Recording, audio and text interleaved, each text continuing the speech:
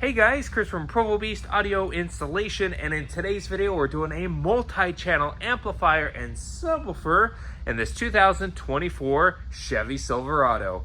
Now in this install we're going to show you how to integrate these amplifiers and subwoofers to the OEM audio sound system. Let's get started.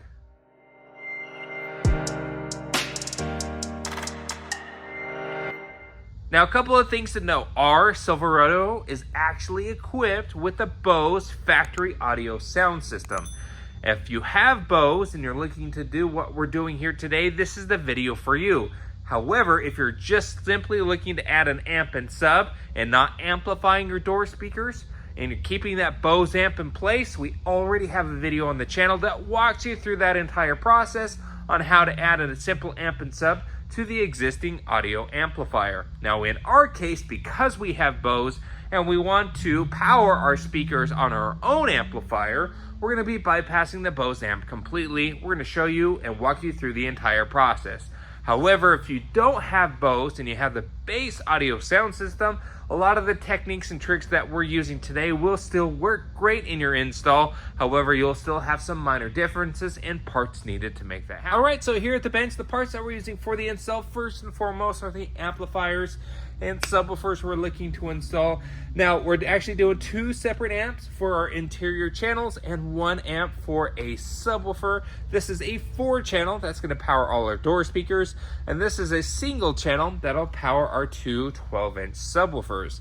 Now, we are going with two separate amps because we get a little bit more power in this configuration. However, there are more simpler amps to install that are 5-channel, where essentially the technology of both amps are in one combined. We can link those in various different options at different price points down in the description of the video. To mount these in the vehicle, under the seats are really tight. So we're going, just like our last video here, we're going with this 1087 Designs amplifier mount. It's an ABS amp panel here that'll span the sides of the back seat wall.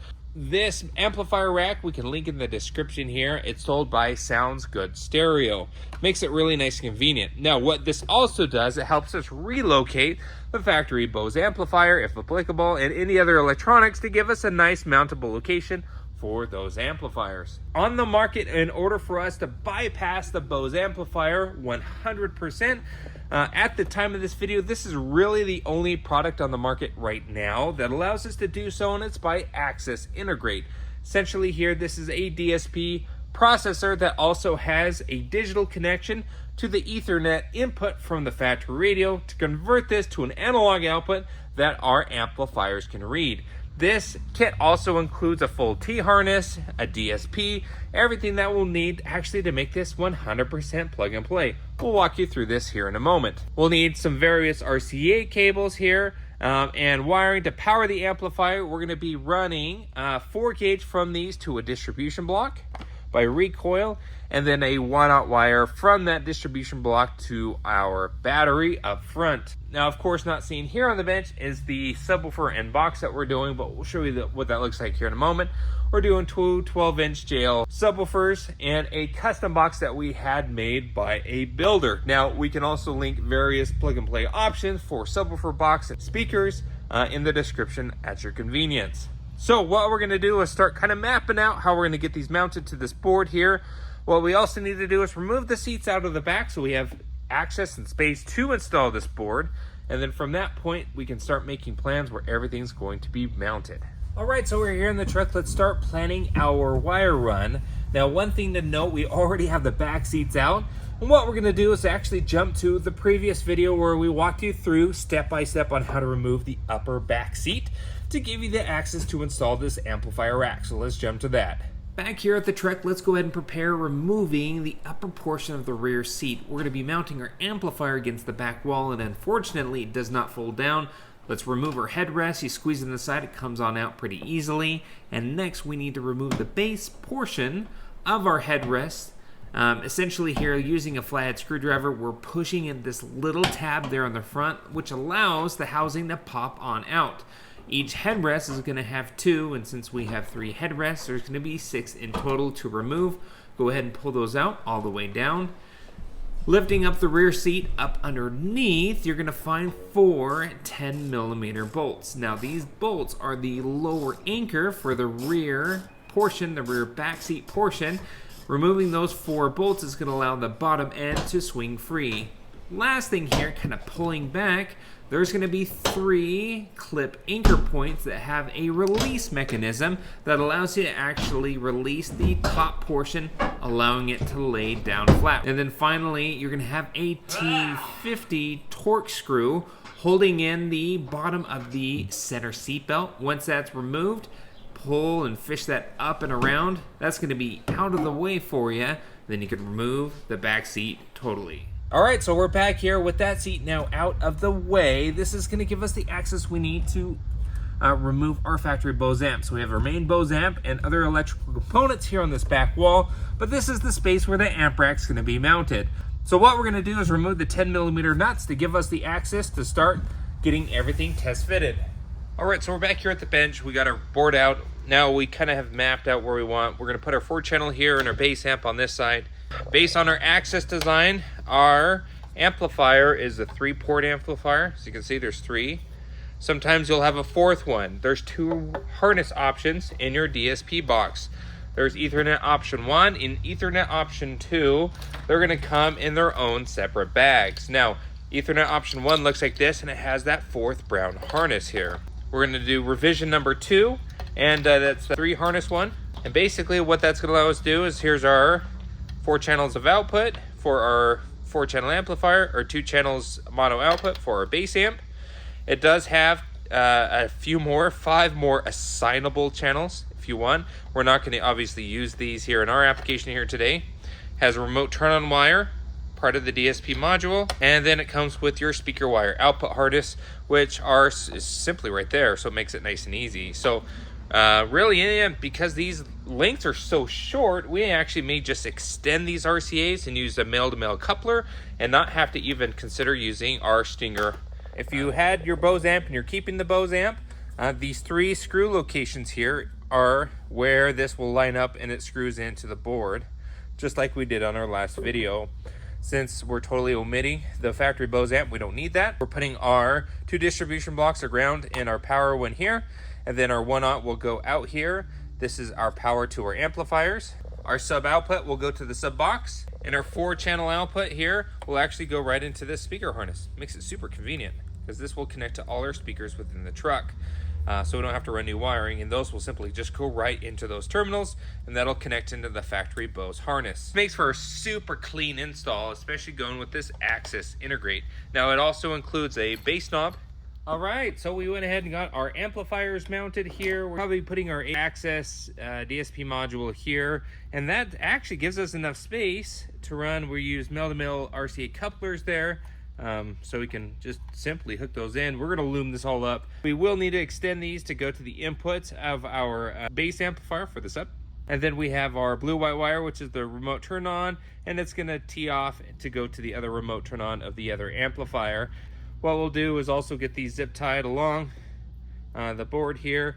We'll get the zip tied. And then lastly is our connections for our output. So this is our main speaker output. Our secondary harness here does have a few connections as well. We need to go into the truck and just map out where everything goes.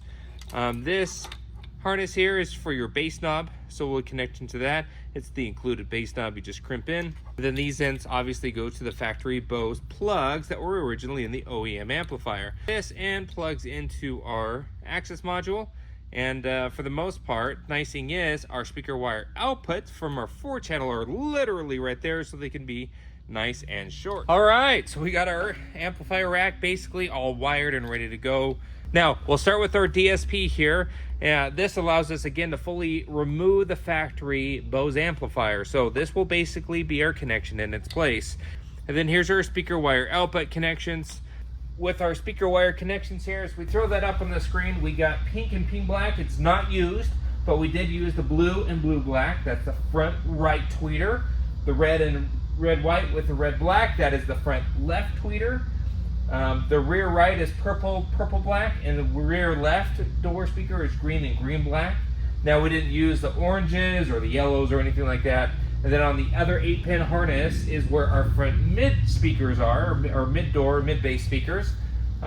We did use the factory sub red and red black, but we are using the front right gray and gray and black, and front left white and white black. So your 4 main door speakers are traditional wiring colors, and then our tweeters are the blues and then the reds. Everything else we just went ahead and cut short and insulated because we're not going to use those, most of which we don't even have speakers to, and the factory sub we're not powering, we're just going to leave as is. Now looking closer at the amplifier, you can see that we have 2 sets of speakers for our front channels. One's for our tweeters and one's for our mid-range speakers. Our speakers that we're going with in the other video, they already have their passive inline crossovers, so we don't need to do a separate crossover here on this amp rack. So that's why we're just going to feed both of which a full range signal. Now looking at our rear speakers, there's our left and our right there. We twisted everything up, made it nice and clean. So those are our connections here. And again, all our oranges, all the other colors, we cut short and put behind this Provo Beast heat shrink. So that's our speaker wire connection output. Super nice and convenient. We twisted them nice and clean, put wire ferrules on, and got them all in the speaker wire outputs of the amplifier. Now also from our DSP are the main 4 channels of output. Front left is white, front right is gray, rear left is green, rear right is purple. Now, because they were female ends, we put a male-to-male end coupler through some heat shrink on there, and those will connect in. We didn't have to do anything special. And then the sub harness, it was short, so we extended it, put some new ends on, and we did a left and a right here. Those are our mono dedicated sub output signal from that harness. Nice thing is we don't have to run any new wiring to any of the speakers, as this T-harness does everything on our behalf. Now, also in this harness is a blue-white and a red-white wire. Blue-white is your amplifier turn-on that goes to the input or the remote input of the amplifier. Then we just added another one, ran it down, and goes into the input, remote input of our other amplifier. That's going to trigger our amps to turn on when that factory audio sound system does.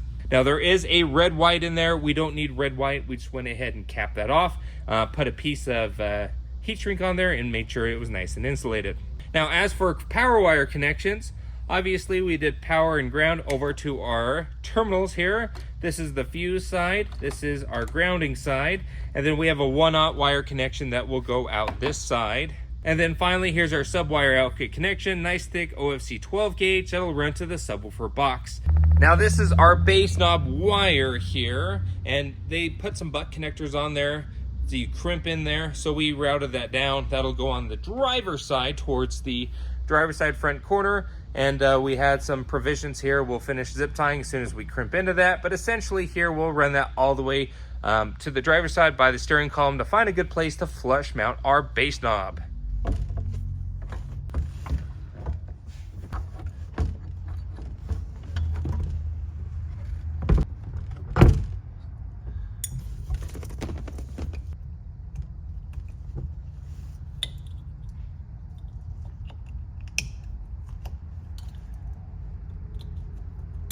Alrighty, so we went ahead and got the amplifier all in. The whole rack is in. We installed our other module there with the provisions provided. Main power and ground run. We'll find a good grounding location, but as for power, we need to pull that along the factory kick panels all the way through.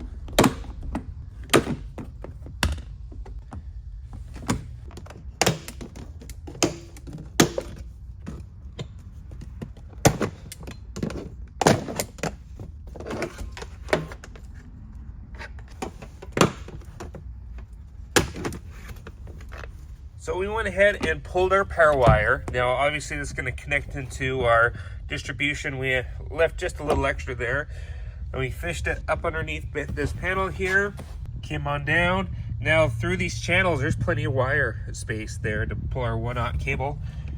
Fished up underneath the B-pillar cover, pulled off these panels, fished under the B-pillar cover through the factory channels, and now at this point we actually hooked our wire to a metal clothes hanger, and we used that to poke through the factory grommet. And we're going to loop this up so heavily with some soap and water, as well as the rubber grommet, so it can easily pass through. Now, up underneath here, there is our rubber grommet. We just poked a hole right through it. Now we're being very, very careful of factory wiring. Wire right through there, and we're going to go through the engine bay to show you where that passes through. This is where that wire passes on through. That's where it passes on through, pokes out on the side of the rubber grommet. And essentially here, it comes right out here. And this is what we're going to use to pull our power wire through. Again, do yourself a favor and lubricate that cable as much as possible.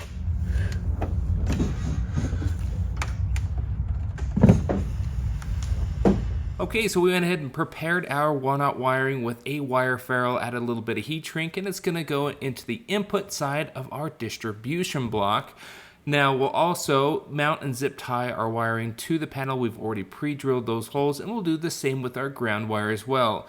Now, as for the grounding location, we've chosen this location because it's a little bit thicker within the floor of the truck. It's part of this bracket with the seat, so adding that there, it has those additional spot welds. It's a thicker portion, so it'll be a good ground for our amplifier. So we need to clean that up with a wire brush, so we install it to bare metal. So let's grab our wire brush and get started. As for our ground, we went ahead and used the wire brush and cleaned it up really, really well. And really at this point of time, with that ground cleaned up with bare metal, we used a 10mm bolt and mounted that right through the body here. We don't want any resistance within this ground, so we cleaned that up really well and got that all done. Obviously, we need to clean up our shavings there, but at this point in time, our ground is done, and we got that all hooked up here. We got our fuses within our power distribution. We want to go ahead and zip tie everything here with the holes that we drilled previously. So at this point in time, we're ready to start the initial boot up of our amplifiers and setup of the DSP. All right, so what we've done here is we pulled that power wire through the firewall here. Now we included the split loom that came in our wiring kit. And what we did was also made this battery bracket out of some ABS plastic. We had some 16th inch ABS plastic in the shop here, and we snagged that 13mm bolt just to have a place to mount that plastic. Then we mounted our fuse holder to that plastic piece. Now up here up front, kind of like how we do with our amp rack, we did a loop up and around so it's nice and solid, but it's serviceable in case we need to get to it. Now, we actually already hooked up our power wire here, but we did that when the negative was off the battery.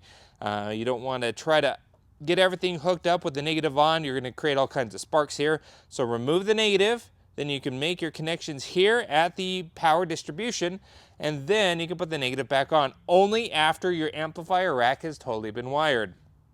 Now there's other tempting places to hook your power wire. However, these are all generally behind this bus bar fuse. This one's not even hooked up to anything. We don't want to go to these because we don't want to put an additional load on these OEM fuses. It's one basically giant fuse with small breakaway leads. So if you blow one, you have to replace this whole piece.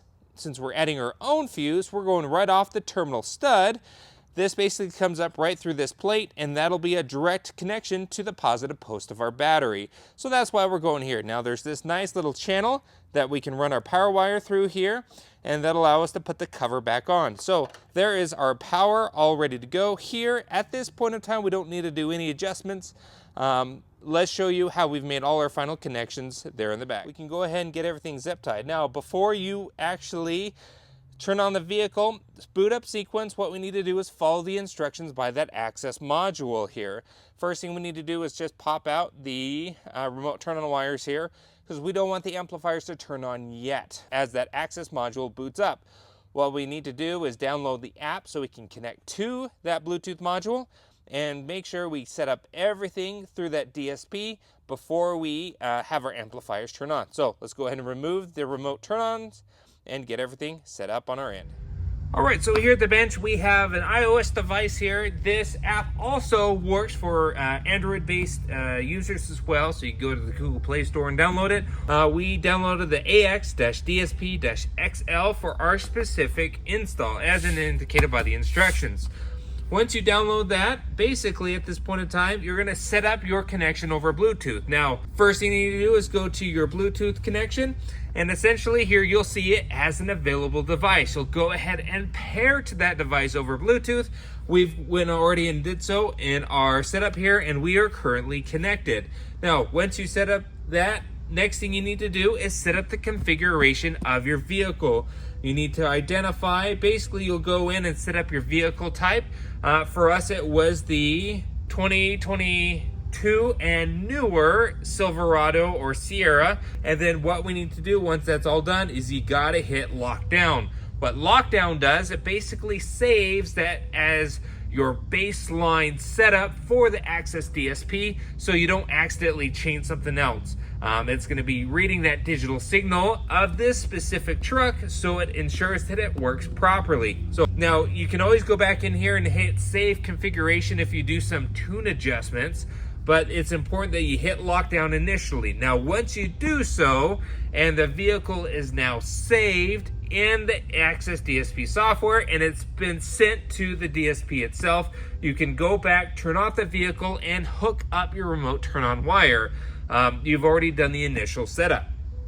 So next here is you want to go check your inputs and outputs. Now generally speaking, inputs are going to be frozen because we're taking a digital input signal from the factory radio, so there's really no input selection. So there's nothing there, but the outputs, we need to go ahead and set everything up. Now, cool thing is you can invert outputs, you can mute outputs, but basically this is going to be channels 1 through 4, which are generally your 4 main channels on the interior speakers, and 5 and 6 are going to be your mono output named as subwoofer. Now 7 through 10 we didn't use in our install, we just didn't need them, but if you're going fully active or need multi-channels, you're running multi-amplifiers, that's the nice thing about it, is you can reassign and use these and turn on these outputs for other various amplifiers. You can go ahead and also set up your crossover adjustment. Now, it's important that we have found out as we set this up, your main channels on the interior side, you can either do as bandpass or high pass, unless you're going fully active. If you're going fully active, you'll use bandpass on your mid-range speakers, and you'll use high pass on your tweeters. You can set the frequency there. And then the dB slope, we're doing 24 octaves here. Now, we also notice when we set ours up, our subwoofer was set to bandpass or high pass with a filter, and so we weren't getting any bass response until we checked this and found that we needed to set it to low pass, and we set to a baseline of 80 hertz. Now you can also go through and set up your equalizer for each individual speaker. You can set up your time alignment. Basically, here you go in and measure from that speaker to the driver's ear or wherever center focal point you want to use as your location, and you set up those numbers as needed. You go and set up your chime volume, which is actually pretty cool. So that is really the basic setup of your Access DSP. So at this point in time, this is all set up. Baseline for our needs, we're going to go in and set our gains and get everything set up within the vehicle. Then we'll go back in and really start fine-tuning everything. My recommendation, before you really start setting all the adjustments through the DSP and on the amplifier itself, is ensure that the radio's EQ is set to center or straight down the middle. You don't want that out of whack just to find out that you're having to do a ton of correction because it's all messed up at the radio to begin with. So with that being said, we're done here. Let's head back to the vehicle to continue the install. Now with the power and ground all hooked up, the amplifier is totally connected to the vehicle. Got everything reassembled here. It's looking nice and clean. Everything bolts into place, and it's not super noticeable when the hood is up. So at this point in time, we can shut the hood. Went ahead and got our panels all back together here. Everything snaps back in place.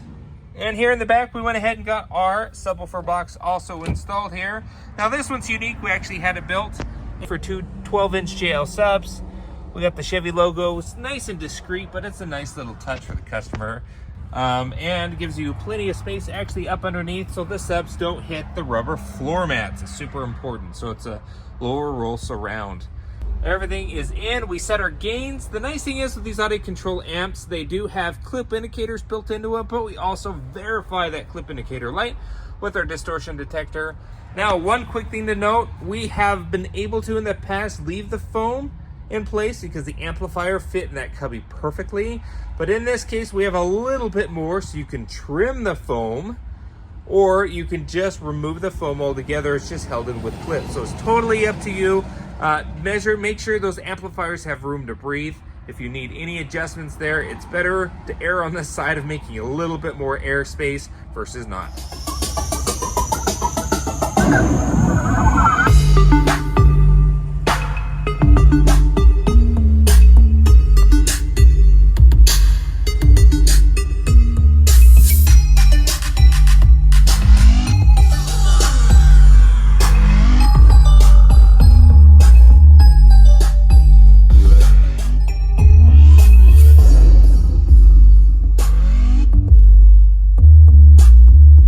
Alright, so we went ahead and got everything tuned, everything's done, it's good to go. Obviously we need to put the back seat back in, but at this point of time, this install has been completed.